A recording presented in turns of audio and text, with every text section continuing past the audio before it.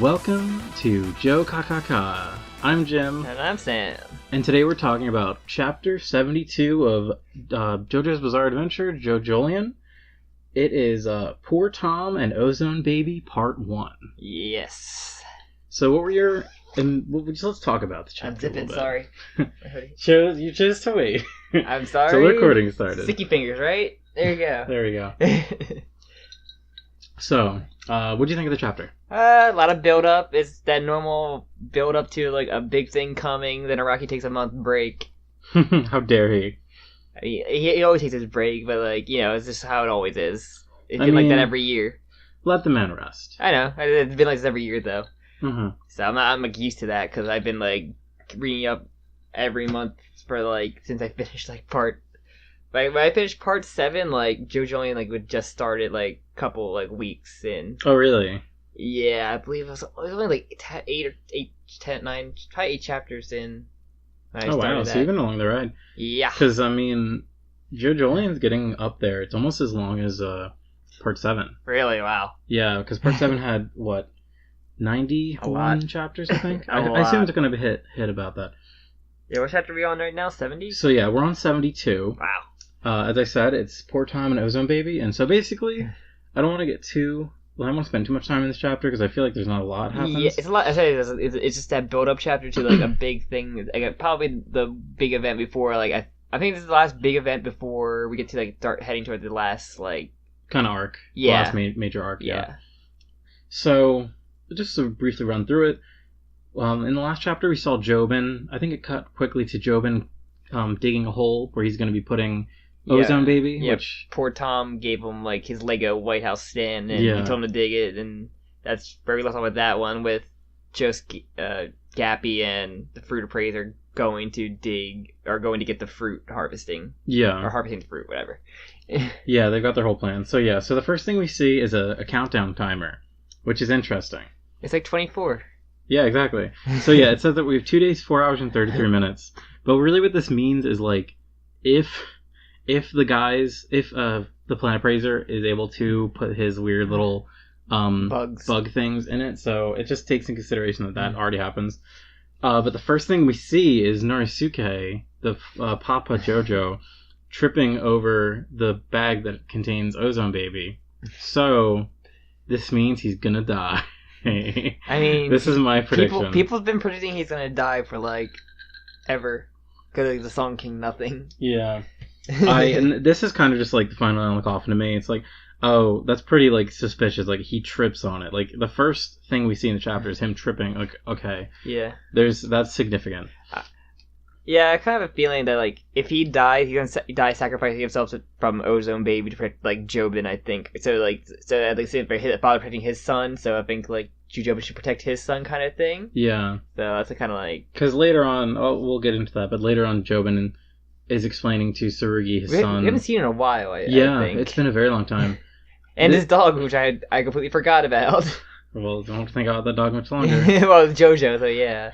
I was actually... That was really refreshing to finally have Araki kill a dog again. It's been too long. It has been too long. It's been too long, man.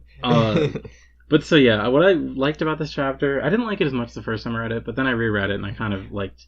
You get to see all the characters. We haven't seen the Higashikatas in a minute. Yeah. Especially being a family. Yeah, but it also has the weirdest moment of this chapter, and that would be the Jobin talking about measuring sausages. Joshu. Yeah, so Joshu. Too many. Everyone named Joe is like annoying. So yeah, Joshu, Daya, and what's her name? Haru. The sister. Yeah, or Hato, I think her name is. Yeah, it's like Hato or Haru. Because I think the mom's name is Kato. Yeah. That is. So they're all just having breakfast, and Jobin goes into this whole rant to his dad, Joshu. I did it too. It's kind of annoying when, like, technically there's more than, like, 2 JoJos in a, like... Yeah. So it does not make it easy. Yeah. Joshu, Jobin, Josuke. Look at me, just call him Gappy, but... Yeah, I know. But so he goes into this whole rant. Like, apparently the local grocery store changed the way they package their fish sausages, which for the life of me, could not think of a time that I've ever seen a fish sausage. Fish sausages sound gross. I mean, fish sticks are one thing, but, like, fish sausages... You're like, yeah, you can tell. They're not fish sticks, though. Like, they are cased like a regular sausage. If you're not grill smoking or like frying fish, then yeah, yeah. But so the whole thing is that this is a little meta to me. When I read this the first time, I was like, "This is dumb," but then I read it again, I'm like, it's a little meta. So he's going to this whole thing. It's like, they've changed it. Like, I'm measuring every single one, every sausage I'm keeping track of to see they've changed it. They're trying to like gyp us. And then he looks over, and then half the family's eating all the other sausages he hasn't measured yet. So then he has a spurg attack. You know what I want? I want this whole stand fight to happen with Jobin or Joshu still measuring his sausages and not noticing the stand battle has been affecting the entire family, but he's just too engrossed of like measuring these weird sausages. That's very possible. That might happen. Where he's like, wait a minute. And he's like, everything zooms in really serious. He's like, this is 1 centimeter longer. Yes. Exactly. Also, I feel in like the family thing, like everyone's like less detailed than, but because to Jobin, he's like completely like fucking detailed. Well, that's the thing with. I feel like that's always been how Jobin is. Like he's like not like the family's been like so much less detailed, except for like a fair occasional once or twice, but like Joshu once or twice would be like really detailed. But I feel Jobin's always been like extra detailed. It really just depends on what Araki's focusing on in the frame, because there's times we see Jobin. Jobin really is the focus of this chapter, so he gets a lot of attention. Yeah, they're building him up. But there are other times when, like, when they introduce Daya, her design is really accentuated. This goes to flashback. Yeah. I don't know. It's just, you can tell, like, these bits are more comedic, so he's probably just trying to rush through them. Yeah. Whereas, like, Jobin has a lot of really good, really well detailed. Like, this one where he's walking away from the family. This is actually really cool looking at. So, like, they're all in their petty squabbles, and then he's walking away with, like, a really confident pose. Yeah. Like, he's got a job to do. Maybe, like, he's serious, and there does all goofballs. He's separating himself from the family. He's distancing. I can't wait for you to get less detailed when you know that family's more important. Also, I've always wondered, what's up with the, like, little nipples on his suit? It looked like spikes. It's just a part of his hair. Like, his hair. Just, like, a part of it. But, like, what the fuck? I don't question JoJo fashion. I don't question that. Are they, like, studs? The only thing I've ever questioned is what the fuck is going with Shingeki's hair in part 4. I think it's just, like, shattered skull fragments that have, like, flesh has grown over. Birth defect. Yeah. Okay, so we get a random flashback of, like, Jobin and his dad at a baseball game. I think it's baseball or is it a race? It's baseball. Okay. Which is very fitting for Japan. Yeah. They're huge into baseball. Oh, that's a baseball. Did you catch the one reference they they mentioned Tonio's restaurant, right? Yeah, Tonio Tusardi. He is the main villain of part 8. He also has a restaurant in this version his of stand Jeremy. So this is this whole interaction with Norisuke and Jobin. It's a business discussion. Yeah, what I like about this is, like, the two characters are very framed in, like, their ideals. Like, Norisuke is all in tradition. He's like, we've had this fruit stand for years.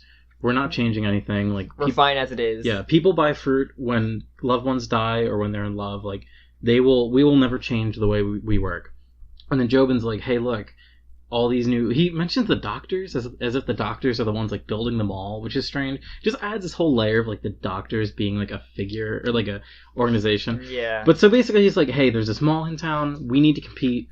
And then he gets angry. He's like, I have this new trade route. Yeah. That blah blah. So it's pretty much like, I think the doctors isn't the last stand we fought was a doctor. He was like, that's how he blended in because he was a doctor. So maybe it's like, I guess, a doctor conspiracy. I guess. I really wonder if he's gonna do anything with it. But yeah, so basically they just have an argument, and it's just, I like how there's this kind of idea of, like, Jobin he has such a different idea of what he wants to do with the business. Yeah. And then it shows him meeting up with pretty much all the rock people that have been killed so far. The early ones up to, like, Daimo, basically. Daimo squad, basically. Yeah.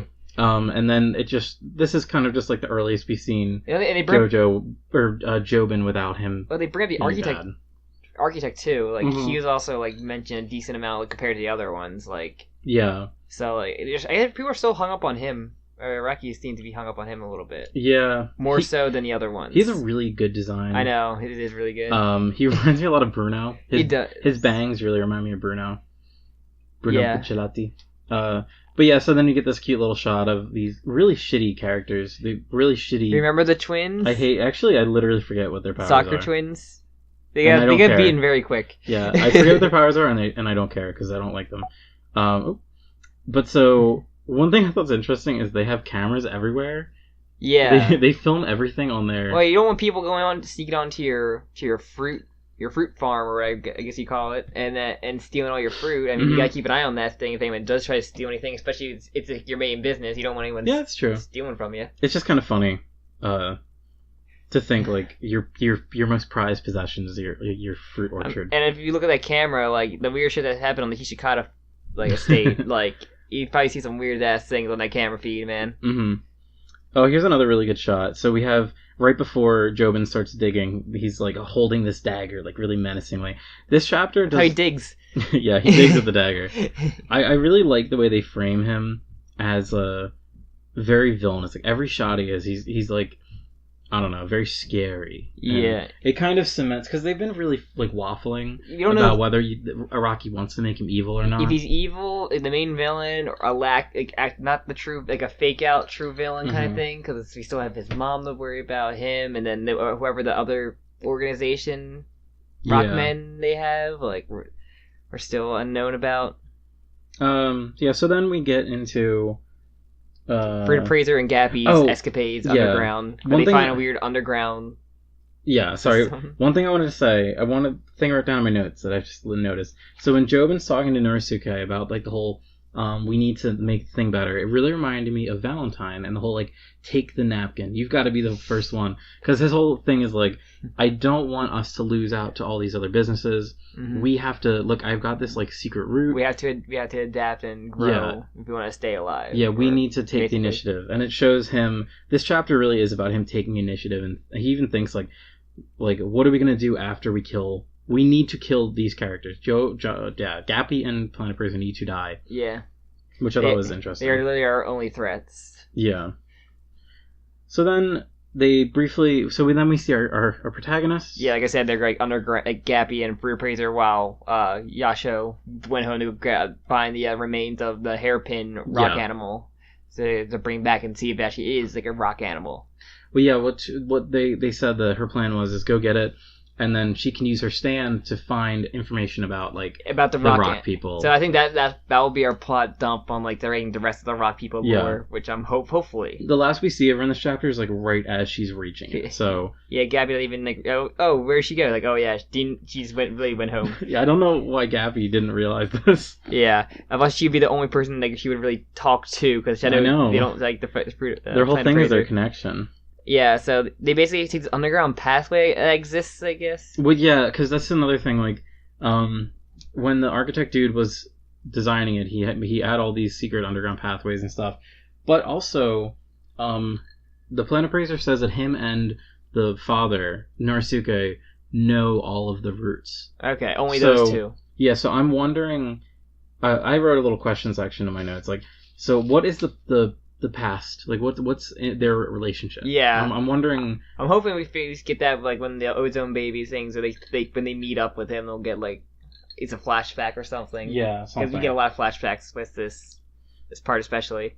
So yeah, they grow up like the they go up to one of the hatches, I guess, because it's kind of similar to like didn't they also find a hatch with that had the son Jobin's son in there too? So I guess like another kind of hatch. They have bunch of like bunkers, I guess. Yeah, there's a lot, and it's kind of weird. It's really elaborate. Yeah, so they're in the middle of the fruit yard, and they can see everything. He's like, then he uses Doggy Style to like. Oh yeah, well we're talking. My favorite part of the whole chapter. He says, wait, so Mamakaze, Plant Praiser, Mamazuku rather. He says, "I'm going to teach you." He's because Jojo is like. Gappy. Yeah, Gappy is like, I can't. How am I supposed to know which tree is which? And then he's like, I'm going to teach you. And the next panel says Doggy Style. So I can only imagine. It's like sex. The kind of thing. It's like a sex reference. I get it. It's clever. It's also a Snoop Dogg song. So yeah, that's like my favorite like music reference. It's just like a Snoop Dogg. Doggy Style. Yeah. There's some really good references in this. I mean, Snoop Dogg seems to be the most out there for me. So yeah, this was I thought really cool. So like, Mamazuku's really clever about not being seen. So he uses his stand to like fling the little also I'm pretty bugs sure he's like also thinking that there's maybe someone out there waiting for us to come out. Yeah. Like, I really like that's really cool that they would do that. Like that he would have that and that much forethought. It shows what kind of character he is. Like, yeah, especially since Jobin is like a question mark. So they have to be like aware that they're coming back. It's one of those scenes where like you don't really see in JoJo like the characters proactively being like clever. Mm-hmm. It's always like something happens and then Giorno is like, actually I touched the thing on the ground that turned that into a tree and blah blah blah. It's a thing where like they fight, they get like the enemy gets an upper hand. Yeah. They think they won completely. It looks like they're dead, but then like they come back like Wheel of Fortune, if you remember from part 3, where like basically Jotaro is like you see nothing left but like his jacket is on fire, but he actually ripped the jacket off in time to like punch Wheel of Fortune. Yeah, I actually don't even remember. I'm sure if I looked into it, I remember. It's kind of ridiculous. I don't remember the name. It's kind of like the Dio ass pull too. Yeah, it's just, I don't know. I like when they kind of subvert that with part 4 too. Yeah. Where you see that during the Akira, I always say that during the Kira fight, mm-hmm. You see his plan of action and like he's using Crazy Diamond in a way that you know what's happening and you're watching the plan unfold, which is really cool. Yeah. The only cheapened thing is like Okuyatsu coming back to life and like yeah, and coming in, yeah. Which that's a whole different other thing. All right, so let's flash forward a little bit. So the cool reveal is, so we have Jobin and his son and his horrifying hyena dog. I hate this thing. Araki cannot draw a dog. That's her. Or children. He doesn't know how to draw dogs or children. He can draw adult men and women amazingly, but he cannot draw dogs or children. So then basically, Tsurugi, his son, comes in and is like, "Hey, Dad, you're doing bad stuff, aren't you?" He's like, "No, what are you talking about?" And he's like, "Yeah, you know all those like really bad rock dudes, and like I fought them." And he's like, "What are you talking about?" He's like, "You didn't go out to the yard, did you? You weren't out in the yard, son. Why are you watching me?" So pretty much he's afraid that his son is going to be hurt by the stand accidentally. So we get the final counter. It says there's 2 days, 2 hours, and 2 minutes until the plant harvest. But then they're in a room with a bunch of like empty gas cans and like empty bottles, and then they start going boom, boom, boom, and like getting like they start like, what's the word? Like collapsing in on themselves. Mm-hmm. And so this is what makes me, so pretty much they're being attacked by the enemy stand, Ozone Baby. Yeah, it seems to be like it can like is it crush stuff or like it can assume pressure on certain things. Yeah, I think it might like be able to like decrease pressure. But like it doesn't like just crush people. It just like crushed his eardrum. But I think it didn't crush it. And like the dog was getting crushed though. Yeah. Okay. So here's one thing I noticed. Yeah. So they start getting affected. Jobin's nose starts bleeding. Blood starts coming out of like people's mouths and like noses, and the dog. Yeah, but like I love the fucking imagery. Like Araki does so well showing like the mundane objects like completely creepy. Yeah. Like back the impacts of whatever of like. Yeah, like you see he has a really detailed picture of a gas can that's just being like crushed. It reminds me of Tubular Bells from Part 7, which is this guy's stand is that he just makes. You having fun on your phone over there? Yeah, I'm trying to find the name of this fucking dog. He says it right here. Did he say the name of the dog? Yeah, he says it. Right here. Like I thought I had the thing right here. It's Iwasuke. Iwasuke, okay. He was named before. I was trying to fucking find the name. All right. So, he's looking, or so yeah. What happens? They start getting like, yeah, as you said. What's it say? Tsurugi's eardrums. It seems like they break. Or rupture. Jobin gets a nosebleed. So then we see the stand, which is really weird. Yeah, cause I thought the you thought it was just the plant or the house, the White House Lego. House thing. But it really reminds me of something you'd see in an auto body shop. It kind of reminds me of the Fool in a way too, because it has like the legs and the wheel, the wheels on him. Yeah, now you said it has like a very similar pose, but a completely different like kind of face that like a bird face is like. It looks like a scarecrow kind of thing. Yeah, so one thing I want to see it in a few more angles, but like those, it looks like it's got like these metal like chains hanging down. I'm not sure if they're like. It looks like it has a button-up shirt too. It does actually. It also has the JoJo thing of the stand name being written on the on the actual stand I love itself. That. But it just says Ozone Bab. Just like Imagine like Red Hot Chili Peppers. The chicken had like Red Hot Chili Peppers written all over it. Like, how do you censor that? You can't. Okay, so here's what you're saying about like. So what happens with the dog? For some reason, there's this fucking like huge. His asshole ruptures. There's the very tip of the dog's tail is like inflamed and it's like bright. I assume it's probably bright red. So I wonder if it's like. I don't know. It seems to get worse, and the dog has blood coming out of its ears, its mouth, its nose, like every orifice. I'd assume we don't see its anus. Well, we do see its anus, but there's blood coming out of it. But so, yeah. Then the chapter ends with Tsurugi like getting blood everywhere. Blood. Jobin is. I think his face has got like alarmed. implanting inwards. It looks like on that panel. Yeah, it kind of does. It's really weird. You see his eyes are. You see his eyes. His eyes are it's all like too. black though, because of blood. So yeah, there really isn't too much to talk about. That it to chapter 2? Yeah, that's the very last page. There's not much to talk about as far as what happened. I feel like it's kind of self-explanatory. Yeah. But like speculation, like what could this? I felt like my last prediction of the Hishikata family versus Ozone Baby might be true. Mm-hmm. Where they're gonna have to like work as a family to get by it, especially then Jobin has to because save his son, if he wants to save his son. Yeah. Fuck that dog, but to save his son. Honestly, that thing's too hideous to live. They gotta get rid of it. Hyena. It really does look like a hyena. Yeah. But yeah, I didn't that's what I'm thinking. Like, I think Gappy and the Planet Praiser were kind of like what the fuck, they'll like throw something out and we'll see like, okay, what the fuck we put to do, and then kind of like maybe they'll come in and help eventually, but like. I don't know. There's gonna be some catch to Ozone Baby where they can like be fine. Of course, but kind of like how Grateful Dead was, where like, oh god, how you have to beat this stand that like ages you rapidly, or like without any ice cubes. Okay, like so that's the only way to really counter that thing. So how are we gonna think though? How's the Ozone Baby? How are you gonna counter it? Because it's gonna be some kind of.